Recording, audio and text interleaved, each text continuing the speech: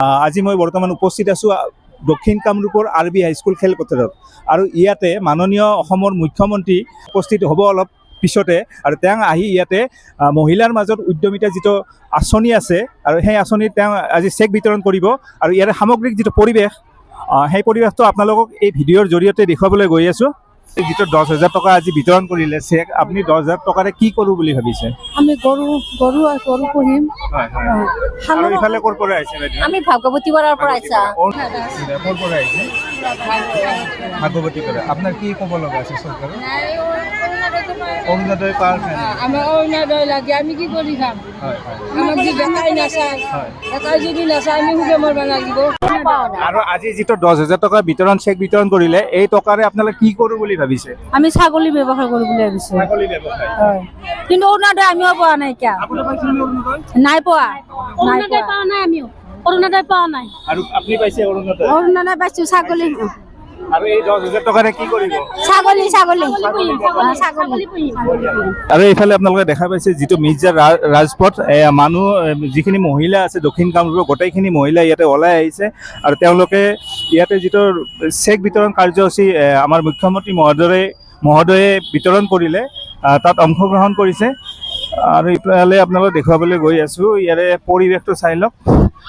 বাইদেউ ক'ৰ পৰা আহিছে আপোনালোক? ৰামপুৰৰ পৰা। চেক পাব দেচোন, পোৱা নাই। কিমান পাব? 10,000 টকা। এই টকাৰে কি কৰিম বুলি ভাবিছে আপুনি? কিবা মেচিন কিনিম। মেচিন লৈ ব্যৱসায় কৰোঁ বুলি ভাবিছে। ঠিক আছে। আশাবাদী তেওঁলোক ব্যৱসায় বাণিজ্য কৰি পেলাই এই 10,000 টকাৰে তেওঁলোকে নতুন এটা ব্যৱসায় আৰম্ভ কৰিব। এইটো হৈছে মহিলা সবলীকৰণৰ কাৰণে এটা ভাল পদক্ষেপ বুলিয়ে ক'ব পাৰি। বাইদেউ ক'ৰ পৰা আহিছে আপোনালোক? দখলা। আজি অংশগ্ৰহণ কৰিলে, কেনেকুৱা পালে? বহুত মানুহ হৈছে। আৰু আপোনালোকে যি 10,000 টকাকে পাব, 10,000 টকাকৈ যি পাব, ইয়াৰে কি কৰোঁ বুলি ভাবিছে? কি কৰিম মানে আমাৰ প্ৰথমতে এইবিলাক হৈ গৈছে, কি কৰিম, কাৰোবাৰ গাহৰি পালন, কাৰোবাৰ। আপুনি কি ভাবিছে যে মই পইচাৰে মই মোবাইল কিনিম? নাই, গৰু পালন কৰিম বুলি ভাবিছোঁ। 10,000 টকা পালে আমি ছাগলী পুহিম। ৰাতিপুৱা কেইটা বজাত আহিছে? কেইটাত?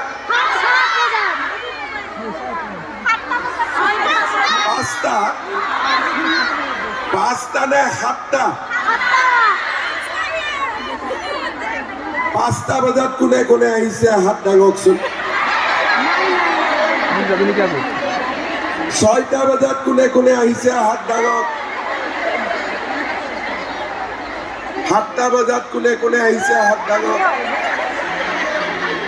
8টা বজাত কোনে কোনে আহিছে?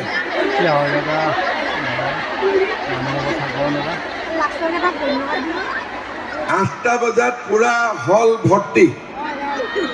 আৰু ৰাতিপুৱা প্ৰথম মানুহ আহিছে 5টা বজাত। ঘৰত চাহ তাহ খালে নে নাই? কোনেও খোৱা নাই? যোনে 8টা বজাত আহিছে তেওঁলোকে খাই আহিছে নেকি? হয়নে নহয়? 7টা বজাত অহাখিনিয়ে চাহ খাই আহিছে নে নোখোৱাকৈ আহিছে? ঠিক আছে। একদম এটা সঁচা কথা ক'ব, কোনেও কথাটো নুলুকাব, একদম ভাবি চিন্তি ধুনীয়াকৈ ক'ব। কালি ৰাতি কোনে কোনে শুব পৰা নাই? হাত দাঙক কোনে কোনে শুব পৰা নাই? ৰাতি টোপনি অহা নাই?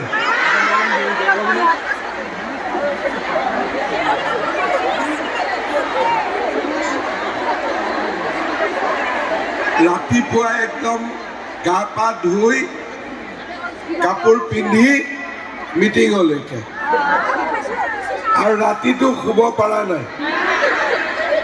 যেতিয়া আপোনালোকে ঘৰৰ পৰা আহিছে, ঘৰৰ মানুহজনে সাৰ পাইছে নে পোৱাই নাই? তেতিয়ালৈকে নাই পোৱা। ডাঙৰ কথা।